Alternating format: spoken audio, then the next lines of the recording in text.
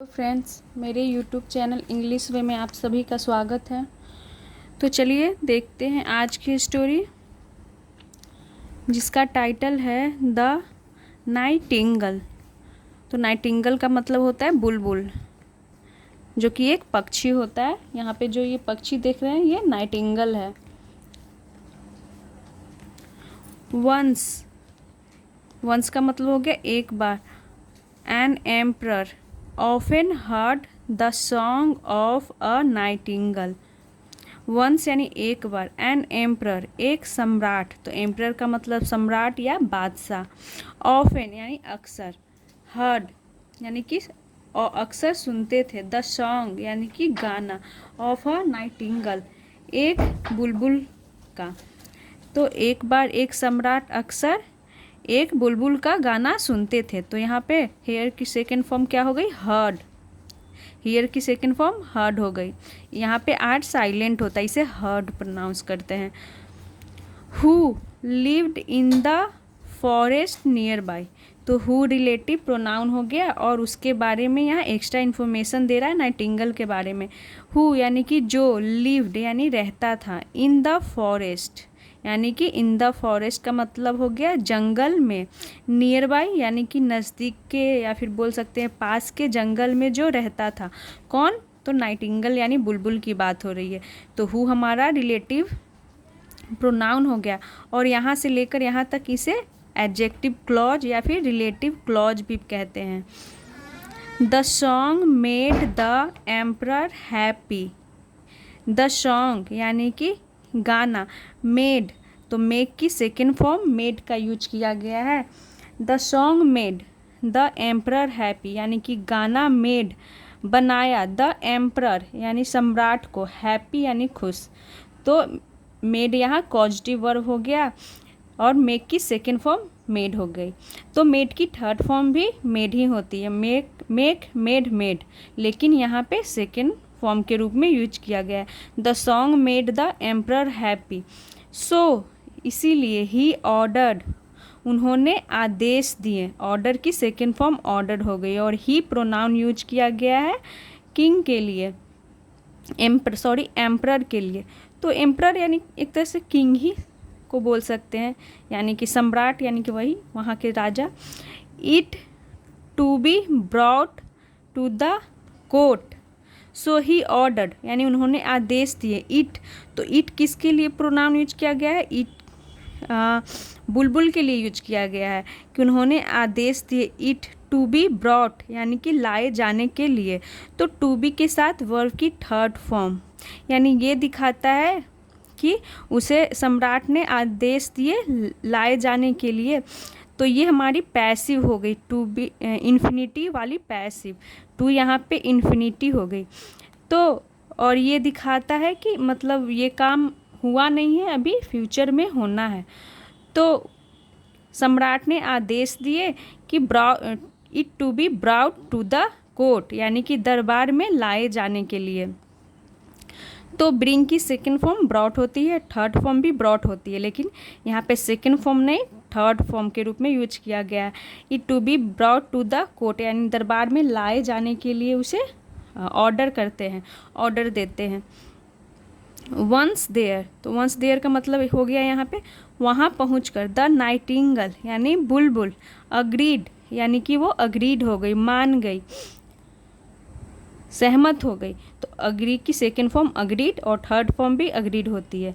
To visit and sing for the emperor every day, तो वहाँ आकर के वो क्या मान गई। टू विजिट यानी आने के लिए, एंड द सिंग और गाने के लिए, फॉर द एम्परर यानी सम्राट के लिए, एवरी डे यानी कि हर रोज़ हर दिन वो आकर के गाना गाने के लिए वो सहमत हो जाती है नाइटिंगल।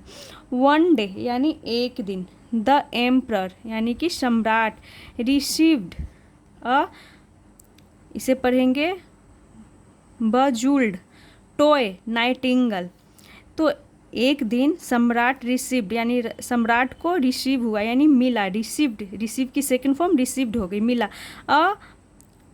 एक बजूल्ड टॉय, यानी इसका मतलब हो गया कि रत्न जड़ित टॉय यानी खिलौना, नाइटिंगल यानी कि बुलबुल, यानी कि यानी कि क्या हो गया, रत्न जड़ित खिलौना, नाइटिंगल यानी बुलबुल। तो एक दिन सम्राट को एक रत्न जड़ित खिलौना बुलबुल यानी कि बुलबुल खिलौना मिला, which could sing just like the real one, जो कुड सिंग यानी कि गा सकता था, कैन की सेकेंड फॉर्म कुड हो गई, जो गा सकता था, सिंग यानी कि गाना, just like the real, just का मतलब हो गया कि बिल्कुल, लाइक यानी जैसा, द रियल वन यानी कि वास्तविक के जैसा, यानी बोल सकते हैं कि बिल्कुल वास्तविक बुलबुल जो होती है उसके जैसा गाने वाला एक बुलबुल मिला खिलौना। As he listen to the toy nightingale the emperor forgot As he listened to the toy nightingale, the emperor forgot the real bird. As यानी कि जैसे ही he listened उन्होंने सुना, listen की सेकेंड फॉर्म listened, उन्होंने सुना, to the toy nightingale यानी कि खिलौना बुलबुल को उन्होंने सुना, the emperor यानी कि सम्राट, फॉरगॉट यानी कि भूल गए, तो फॉरगेट की सेकेंड फॉर्म फॉरगॉट हो गई, भूल गए द रियल बर्ड यानी जो वास्तविक बुलबुल था उसे वो भूल गए। जब उन्होंने खिलौना बुलबुल को सुना, उसकी आवाज़ को सुना, तो वो रियल जो बुलबुल था उसे वो भूल गए। This made the bird sad, this made यानी कि यह, मेड यानी बनाया, द बर्ड यानी कि पक्षी को, सैड यानी उदास, तो यहाँ मेक की सेकेंड फॉर्म मेड हो गई। तो ये दिखाता है कि कैसे वो उदास हो गई। तो दिस मेड यानी कि जो राजा थे, तो टॉय जो खिलौना था उसकी आवाज़ वो सुनने लगे, तो रियल बर्ड को वो भूल गए। तो इससे क्या हो गया, this made the bird sad, इससे बर्ड जो था पक्षी वो सैड हो गया, उदास था। And he never visited the emperor, और ही नेवर यानी कि वह, नेवर कभी नहीं, तो ही किसके लिए यहाँ यूज किया गया, बर्ड के लिए यूज किया गया है। वैसे हम इट का भी यूज करते हैं लेकिन इसमें ही का भी यूज किया गया है। तो एंड ही नेवर विजिटेड यानी कि वह नेवर कभी नहीं आया, टू द एम्परर यानी एम्परर के पास वो कभी विजिट नहीं किया, कभी नहीं आया। एज टाइम वेंट बाय यानी कि जैसे जैसे समय, वेंट बाय गुजरा, वन इवनिंग एक शाम, द टॉय नाइटिंगल यानी कि खिलौना बुलबुल, स्टॉप्ड वर्किंग यानी कि उसने स्टॉप यानी कि रोक दिया, वर्किंग यानी कि काम करना, वो रोक दिया। तो स्टॉप के बगल में ये आईएनजी देख रहे हैं, ये जेरन हो गया क्योंकि स्टॉप अपने बगल में जेरन लेता है। तो कुछ ऐसे ऐसे वर्ड होते हैं जो अपने बगल में जेरन यानी आईएनजी फॉर्म लेंगे, जैसे कि स्टॉप हो गया, कंटिन्यू हो गया, लाइक, लव, ये सब अपने बगल में जेरन लेते हैं। तो यहाँ तक हो गया कि एक शाम खिलौना बुलबुल काम करना रोक दिया यानी कि वो रोक देता है काम करना। It no longer produced the sweet sound of the bird, it, तो इट किसके लिए यूज किया गया, वो टॉय के लिए। इट नो लॉन्गर यानी कि वो अब नहीं, प्रोड्यूस्ड यानी कि नहीं आवाज़ निकालती थी, प्रोड्यूस का मतलब यहाँ पे हो गया कि वो अब नहीं आवाज़ निकालती थी, द स्वीट साउंड यानी कि मीठी आवाज़, ऑफ द बर्ड यानी कि पक्षी का। और नो लॉन्गर का यहाँ पे मतलब हो गया कि कोई काम मतलब पहले होता था लेकिन अब वो नहीं है, वो काम अब नहीं है। तो यहाँ पे हो गया नो लॉन्गर प्रोड्यूस्ड यानी कि वो अब नहीं, प्रोड्यूस्ड यानी कि वो अब नहीं गा पा रही थी, आवाज़ नहीं निकाल पा रही थी, स्वीट यानी मीठी, साउंड ऑफ द बर्ड यानी पक्षी का। As he was unable to listen to the song, as चूँकि, तो यहाँ पे एज का क्या मतलब हो गया, चूँकि, ही वाज अनेबल टू का मतलब हो गया कि चूँकि he was unable to listen यानी कि वह असमर्थ थे, टू लिसन यानी कि सुनने में, टू द सॉन्ग यानी कि गाना, द एम्परर फेल इल यानी कि चूँकि वह गाना सुनने में असमर्थ थे, द सॉन्ग यानी कि गाना, द एम्परर फेल इल यानी कि एम्परर सम्राट क्या हो गए, फेल इल यानी कि बीमार हो गए। तो फॉल का मतलब फॉल की सेकेंड फॉर्म फेल हो गई, तो फेल इल यानी कि वो बीमार हो गया, बीमार पड़ गया।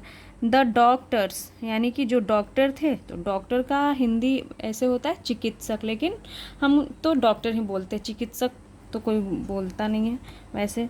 द डॉक्टर्स यानी कि जो डॉक्टर थे, did not know how to cure the emperor, यानी जो डॉक्टर्स थे डिड नॉट नो, वो नहीं जान पाए, हाउ यानी कैसे, टू क्योर क्योर करना यानी कि इलाज करना, टू क्योर यानी कि इलाज करे, द एम्प्रर यानी सम्राट का, यानी जो डॉक्टर थे वो नहीं समझ पाए कि कैसे इलाज करे एम्प्रर यानी सम्राट का। देन तब, सडेनली यानी कि अचानक से, द एम्प्रर हर्ड यानी सम्राट ने सुना, हर्ड द सॉन्ग यानी कि गाना, ऑफ द नाइटिंगल यानी कि सडनली अचानक से emperor heard the song of the Nightingale यानी कि सम्राट सुने the song of the Nightingale यानी बुलबुल की गाने की आवाज़, गाना सुने वो। Outside the window, outside the window यानी कि बाहर, खिड़की के बाहर से। It had heard of the emperor's illness, it had heard यानी कि वह, हैड हर्ड यानी उसने सुना था, ऑफ द एम्प्रर्स इलनेस इसका मतलब हो गया कि सम्राट के बीमारी के बारे में उसने सुना था। इट हैड हर्ड यानी कि उसने सुना था, क्या सुना था, तो एम्प्रर्स इलनेस यानी कि सम्राट की बीमारी के बारे में। एंड हैड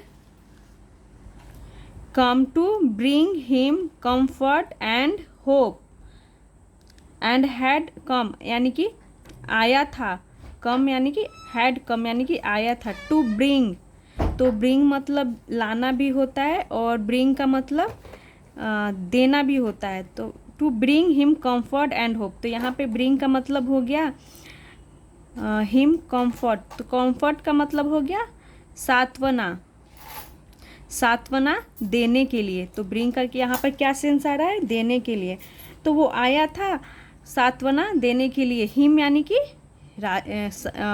एम्प्रर को, एंड होप और आशा, तो वो जब सुना राजा की इलनेस के बारे में तो आया था उन्हें सांत्वना और आशा देने के लिए। तो कंफर्ट मतलब होता है सांत्वना या आराम भी होता है इसका मतलब, तो हम सेंटेंस के अकॉर्डिंग इसका मतलब समझते हैं।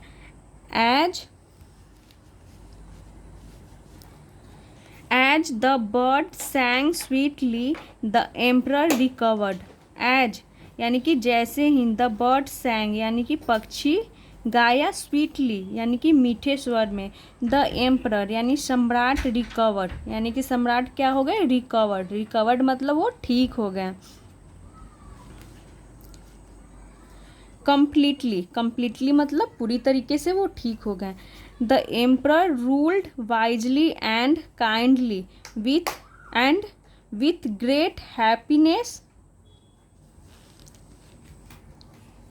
देयर आफ्टर, तो यहाँ पे हो गया कि द एम्प्रर रूल्ड यानी कि एम्प्रर रूल करना यानी शासन करना, तो रूल्ड इसकी पास्ट हो गई सेकेंड फॉर्म, तो उन्होंने शासन किया, वाइजली यानी कि बुद्धिमानी से, एंड काइंडली यानी कि दयालुता से, एंड और विथ ग्रेट हैप्पीनेस यानी कि बहुत ही खुशी देयर आफ्टर यानी उसके बाद, तो उसके बाद वो खुशी और बुद्धिमानी से और काइंडली यानी कि दयालुता से वो शासन किए, यानी कि वो ठीक हो जाते हैं फिर से जब रियल बर्ड नाइटिंगेल की आवाज़ सुनते हैं उसके गाना को, तो वो फिर से रिकवर हो जाते हैं।